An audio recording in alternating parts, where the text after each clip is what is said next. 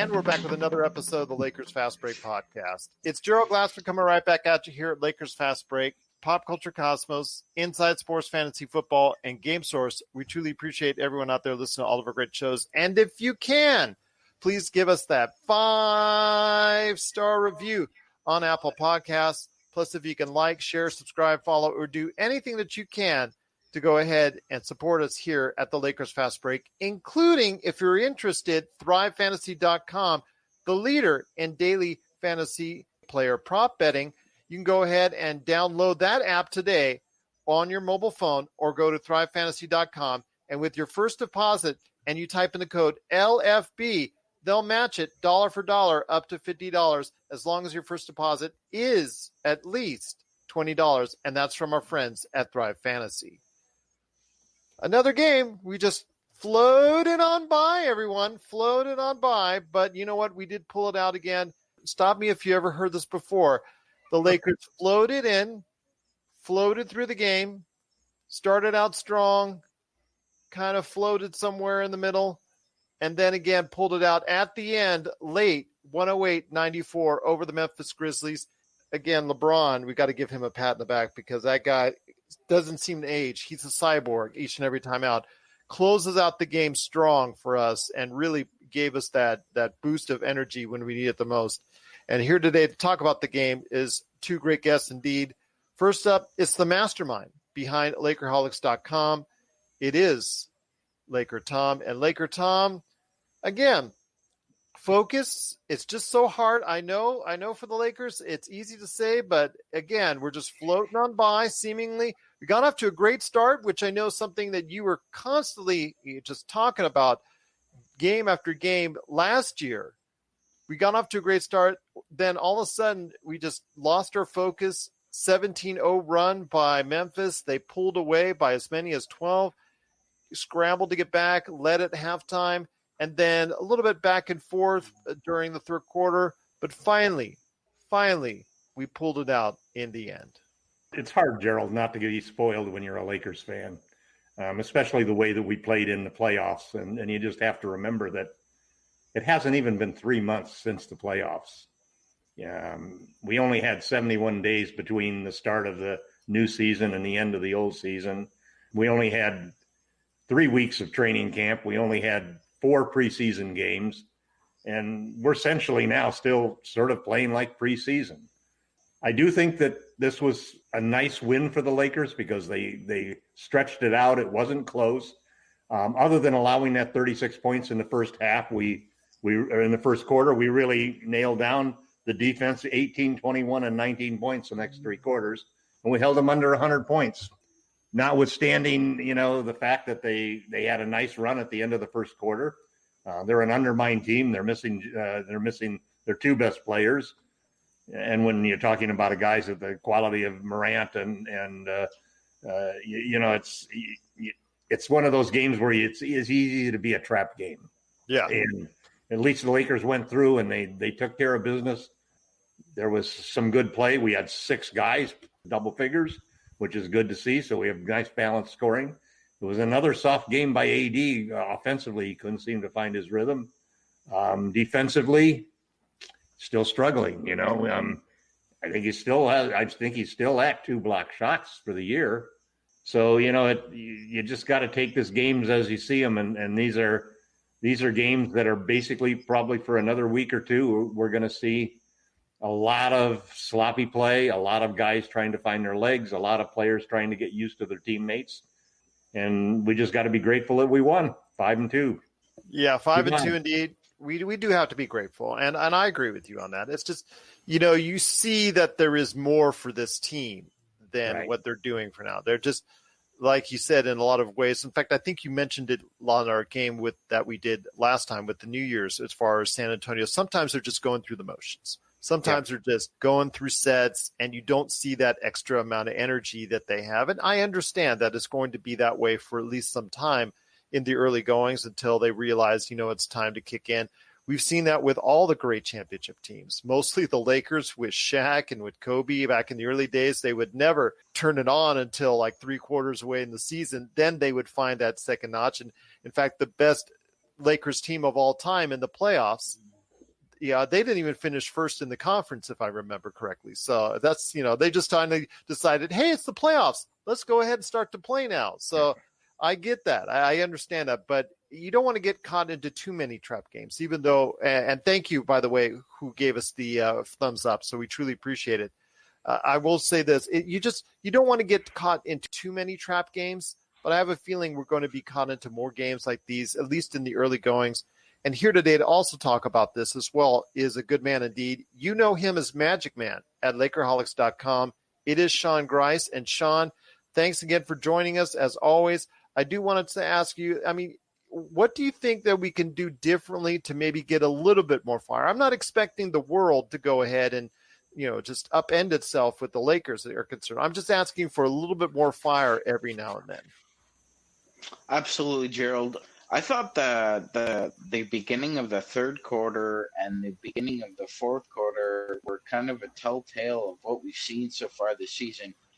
The opening possessions of the third quarter, missed LeBron shot, missed Kuzma 3, missed Kuzma 3, missed Gasol 3, turnover in the post.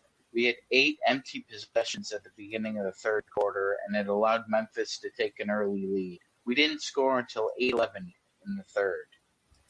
In the fourth quarter, it was a different story, right? LeBron went high screen and roll with whoever. Kyle, come up here. Trez, come up here. AD, come up here. Anybody, come up here. And usually when we've seen him do this in Cleveland or Miami, usually when he's trying to do the high screen and roll, he's trying to get himself going. He's trying to get some soft mid-range shots or some step-back threes, or he's trying to get somebody else going. Well, we shot 6 of 10 and took I believe it was a 8-point lead. And, because LeBron stepped on the gas at the right time, we were able to get out of Dodge, Gerald. But like you said, there are going to be a couple of games this year where you put the pedal to the metal too late, man. And somebody's already crossed the line with the flag down. Yeah, absolutely. It is the NBA, and you have to remember that these are the 300 best basketball. Even the guys that are coming off the bench, replacing Ja Morant and so forth, they're still great players, and just like Memphis went through that streak. When Memphis went through that streak from going 9 down to 12 up, it can happen anytime in the NBA. It's not going to happen for the whole game if the Lakers pay attention, and Memphis is not a great offensive team. They're not a great defensive team, especially with the players that they have missing. So, it's almost like an inevitability that at some point in time the Lakers would take over and win the game.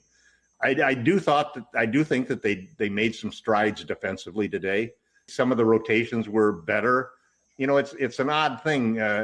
Vogel is still experimenting with lineups. I'm in the middle of an article for Lakerholics.com and for Medium talking about the defense and, whether the title of the article is did we trade our championship defense for a little more offense? And a couple of stats that really jump out at me. And the same thing happened in this game. About 2 weeks ago, Vogel said basically that our starting closing lineup, the lineup that we're going to count on for being our Death Star lineup at the end of the games and so forth, is basically going to be AD, LeBron, Markieff, and 2 guards. Yeah. Well, yep. You know how many times that we've played that lineup so far this season? In 7 games. We've played it just in 2 games for a total of 6 minutes. And then on top of that, the guy who is 15th out of the 15 players who played at least 10 minutes for the game for the Lakers, last in defensive rating is none other than Anthony Davis at 114 points defensive rating. He's the worst rating on the team. And I'm sure he didn't improve that today.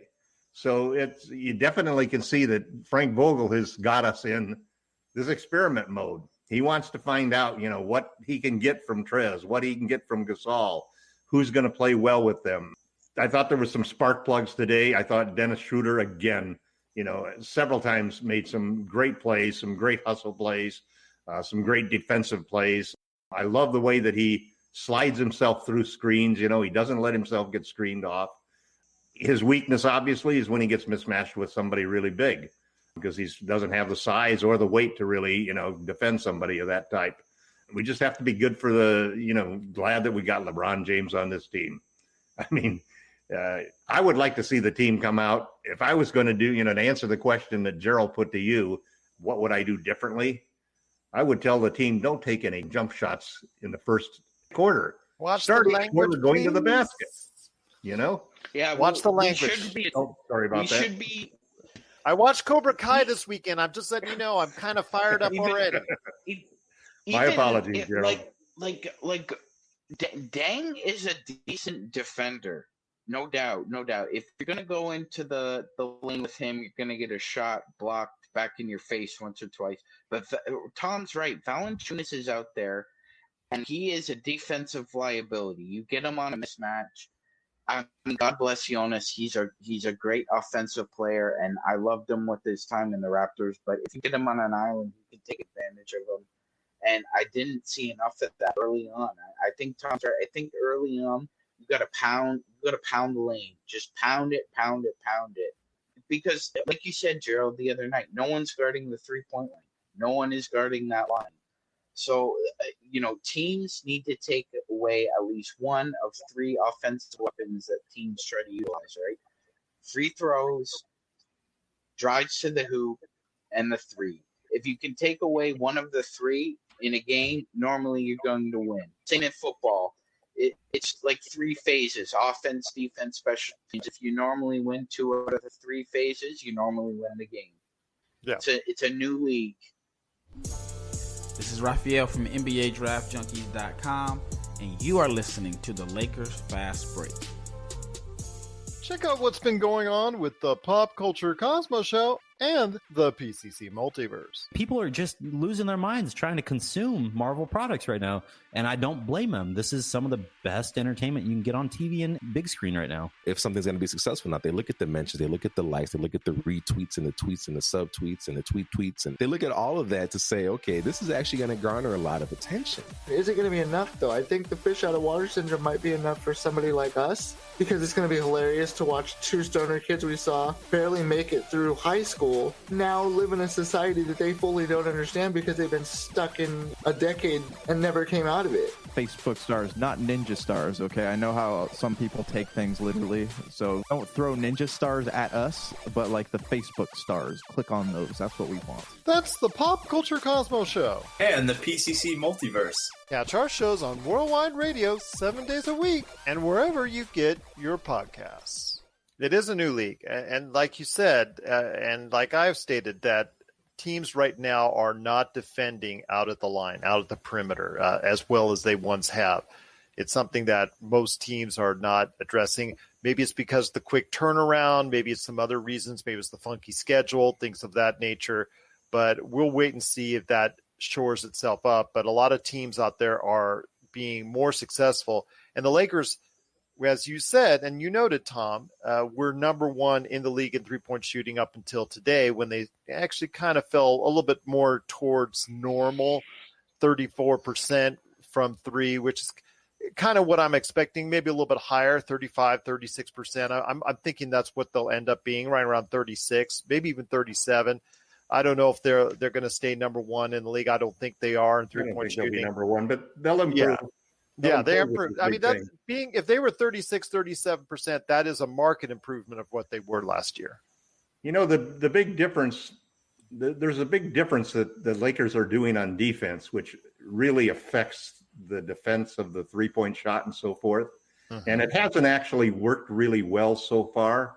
But if you notice and think back to last year when we had McGee and Howard at center, they were always playing a drop coverage, which basically means the center is going to drop back down the rim, and as a ball handler penetrates into the paint, they're not going to go out and meet that ball handler at the free throw line. They're going to drop back halfway down and just try to protect against the lob and protect against the guy actually getting a layup. And it's a defense designed to give them that 2-point shot, that long 2. That's what you want everybody to take. You don't want them to, like Sean was saying, you don't want to give up layups, you don't want to give up free throws, and you don't want to give up threes. So the Lakers are doing that, and you can see that with Gasol being out on the defense on the outside and trapping. And that's a change in defense that the Lakers are struggling to get comfortable with, especially guys like Trez and Gasol, who are not known for their perimeter defense and don't have that lateral quickness. So this is something that is one of the things that we're doing experimentally on the defensive end that's very dramatically different. And it's one of the things that we did extremely well when we have LeBron, AD, and Morris in the game.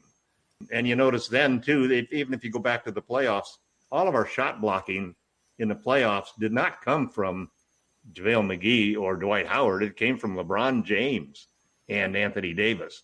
They were the ones who were blocking shots and protecting the rim. So the Lakers are in this experimental mode, and they're trying to figure out which guys now can work with this same attempt. They've bought in on the idea that we're not going to play drop coverage. We're not going to just protect the rim. We're going to try to challenge shots everywhere on the court, including out the three-point line, because that's the way the game is played today. Like Sean said, if you can't stop two of those three things, the free throws, the three-point shots, or the layups, you are going to be in trouble in this league today. Right, and right now, like I said, the Lakers are doing rather well considering the circumstances. It's just a matter of focus and paying attention and trying to go ahead and maybe guard a little bit better out of the perimeter. But 5-2, you can't argue with that. One thing I wanted to ask you, Sean, was the play of the bench, which was markedly better this time around, even though KCP was out of the lineup with the sprained ankle and Kuzma was starting in his place. And Kuzma did start out hot and disappeared for virtually the rest of the game. Got to say it how it is. But the bench with all the players out there, except for Morris. Morris didn't get a chance to do very much in the game. But Harrell, Matthews, and THT, who LakerTom and I are continually auditioning for him to get minutes, got minutes. And, you're seeing a lot of the ups and downs with THT, but I'm very happy to see him getting these kind of minutes. These are the games that they are meant for him to get these kind of minutes, and I'm truly happy to see the bench play right now. Harrell played very, very well today.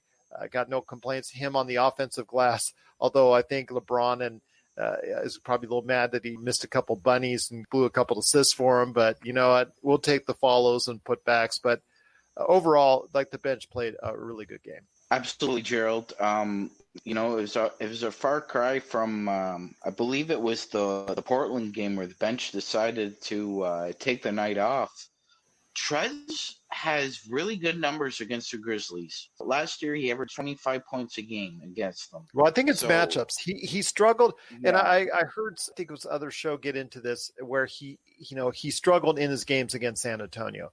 I think matchups because of his size. Where can he use his quickness? Where can he use his speed? Where can he use his hustle and energy against a team like Memphis inside against a slower Valanciunas? I think that really worked for the case today. Absolutely. Jonas to get into happy feet mode and was able to utilize his jump hook is really nice. Offensive weapon he has. Like we said, going into this game, like you guys said, it was cruise mode. I call it tea with the queen. It's everything's light and relaxed, and you're going through the motions, and you're trying to have a good time. And then, you need LeBron James to tell you that we're going into the red, and I'm flooring it right now. Yeah. And you're either with me or against me.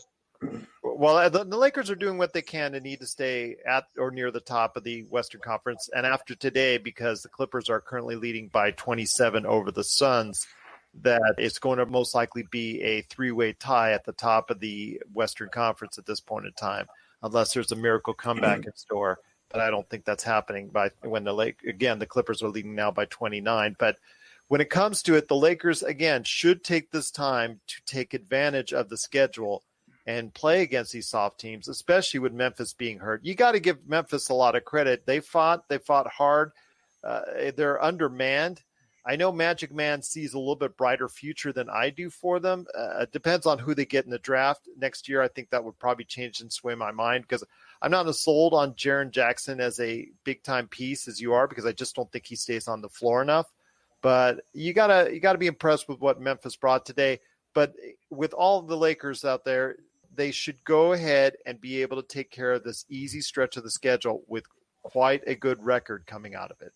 Absolutely. Memphis is a very young team outside of a couple guys in their front court. And with John Morant not in the lineup, it should make it feasibly easier. But then again, focus. It's all about focus because, when you've seen this before, star player gets hurt, other team steps its foot way off the gas. And for after the Lakers got that early lead, I should say, it really seemed to be the case. Gerald, I really like the direction Memphis is going. They got Desmond Bane late in the first round. Good solid players. In fact, I know Good he's been already talked player. about as the best shooting guard on their team, but because nobody really likes Dylan Brooks. I'm not a big fan of Dylan Brooks. I know a lot of others are not big fans of Dylan Brooks. It takes 100 shots, okay on defense, but yeah, I think Desmond Bane is their future there. I think he's really solid. But Tom, I wanted to go ahead and finish off our conversation when it comes to the Lakers this game.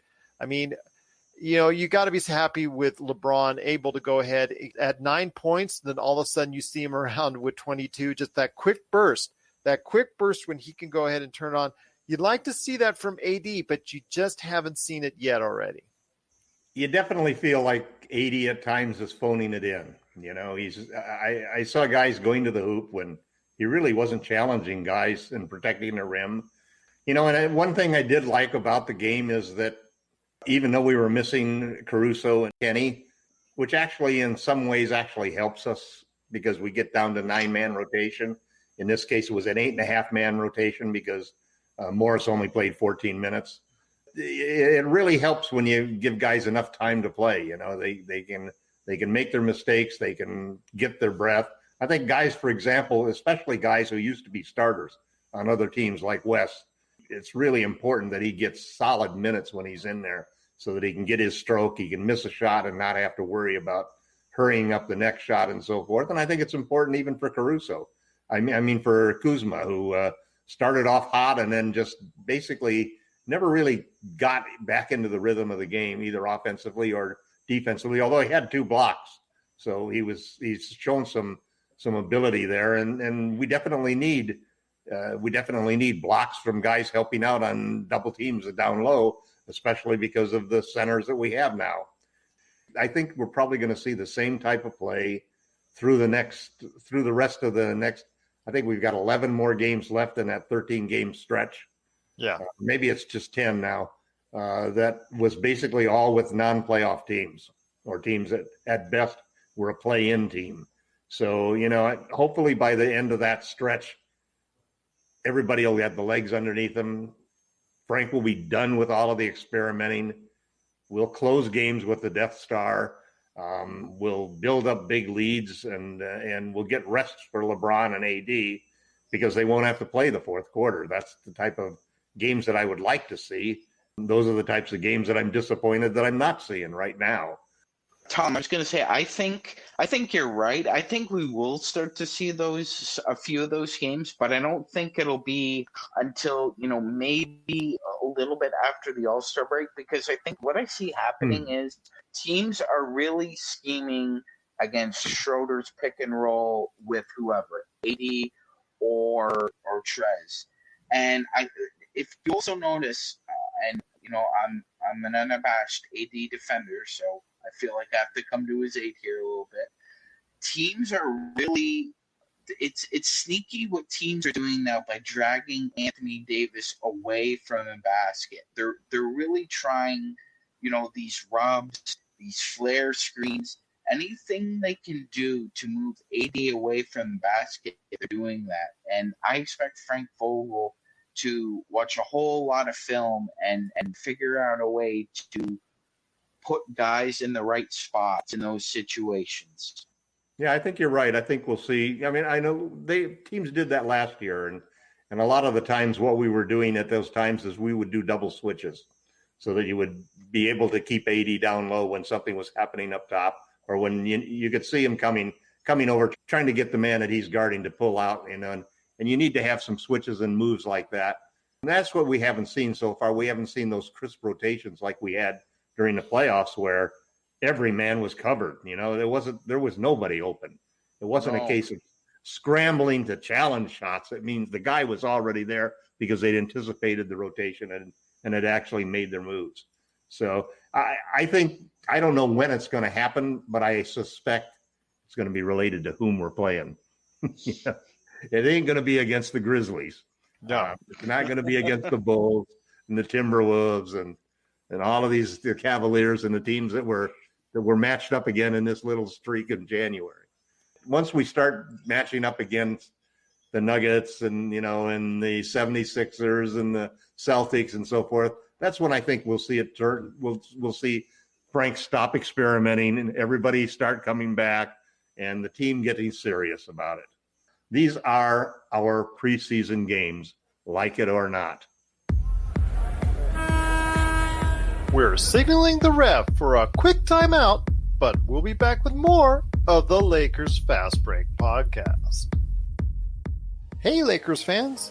Looking for the best place to go for up-to-date news, information, original videos, articles, podcasts, opinion pieces, and discussions about the world champion Los Angeles Lakers?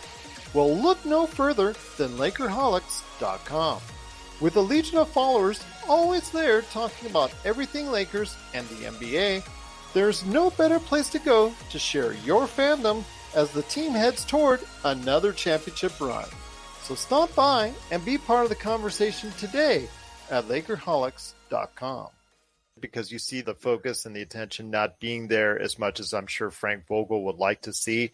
I know he's had some strong words for the team probably behind the scenes in regards to that. But again, 5-2, looking strong enough, I guess would be strong enough. I think is probably the key words right there for you. And we'll take it right now. 5-2 atop the Western Conference as soon as the Suns decide to go ahead and throw in the towel tonight against the Clippers, because it looks like the Clippers and Suns and the Lakers are going to be 5-2 at the top of the Western Conference when this game is over. Yes, Sean. Gerald, as the resident historian and stat man, I should note this is the first time the Lakers are 3-0 on the road since the 2008-2009 season. We all know what happened then, but also you got to remember that last year they were an excellent road team, and they really, they were really good. They went on a stretch where they were just undefeatable on the road, and crowds, with fans in the arena. And that was with fans and with crowds, and they you could see they thrived off of it, and you could see the camaraderie, and that's where the chemistry I think was built, was on those games on the road, that they all started to really enjoy each other's company. I don't see that as much yet, but I'm hoping that will gel and come to fruition as far as a little bit more tighter knit team. But again, right now, like you said, LakerTom, it's a feeling out process. It seems like it's pretty much, like you said, an exhibition training camp type mentality, whatever you want to say right now. It just seems like they're going through the motions, but again, they're feeling through it. And you know what? I'd rather be feeling out and going through the motions at 5-2 than some of the other teams right now that are obviously doing the same thing and not finding the same success. So I'm happy right now with the Lakers right where they stand. I can always want to see better, always want to see more, but you got to admit 5-2 is a pretty decent start. All circumstances right there for you. And I'll tell you what, I'm just so happy for it. But before we head on out, guys, I want to hear an update on what you guys are working on this week, since it's the start of the week. Sean, I'll go with you first. MagicMan, you can find him under at LakerHolics.com. So what are you working on for this week when it comes to LakerHolics.com? Thanks, Gerald. I'm looking forward to the next 10-game stretch. Really looking over the overall feeling out of this season so far, the stats, who's hot, who's not. You really can't make heads or tails of trends right now. And like you said, like you've been saying for the past few months, this season is going to be extraordinary due to the COVID issue. We've seen the Chicago Bulls have problems. The Clippers staff had problems today. Yes, they did. I heard that as well. It happens when you party. Yeah, exactly. And didn't they have to go back to the West Coast? Okay, according to the story, and I apologize for interrupting.